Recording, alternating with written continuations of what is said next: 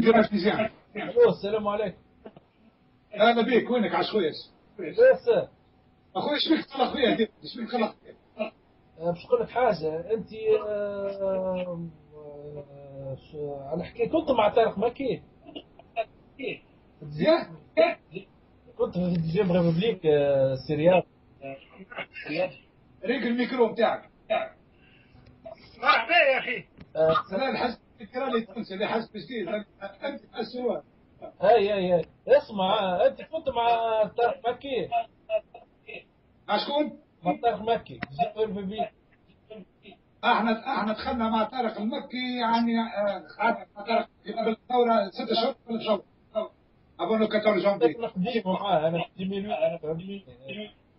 انت معاه من وقتاش؟ 2008. تعرف كيفاش سيدي؟ باش نعطيك سيدي الحكايه بتاع طارق المكي.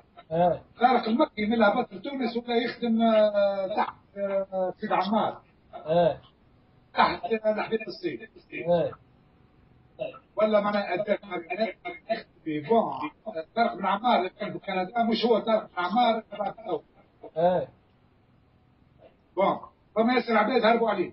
خاطر انا في 2011 خرجت معاه، خاطر انت وقت قلت لي انت راهو مع سيد عمار في الواحد. خرجت منه وصدقتك، خاطر انا نذكر انت مو راجل هلسنكي في هولندا. اي هربوا عليه ياسر.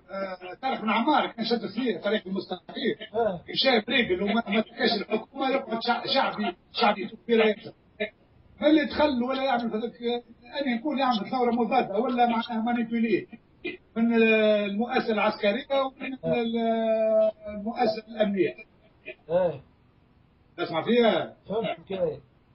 باهي. الموتة بتاعه فيها شك كبير ياسر، قالوا على خاطر هو اول واحد لضرب نظام بن علي من أيوة. الخارج. وقع انتقام منه على خاطر ما عندوش حمايه شخصيه كيما سبسي كما مثلا حمل امامي وشكري بالعيد ونجيب كدي. هذول كل عندهم حمايه شخصيه ويخرجوا ما عندهم سكيورتي. فهمتك. ما عندوش شمت فيها نظام بن علي وعصابه طرابلسيه كما اللي يسموها. سمعت انه يسموه بالبولونيوم، تعرف البولونيوم. هي ليلى طرابلسي، عصابه ليلى طرابلسي هي سمت فيها خاطر طيح النظام. هو طيح النظام على اليوتيوب وعلى الفيسبوك تاع بن علي، وهو عنده معناها بورسنتاج كبيره. اي هم فضحوا. لا هذاك يا جماعه، زيد نعطيك معلومه اخرى تخرجها. اي الطفله صاحبته كانت في القرطاج، كانت فام دوميناج مع به.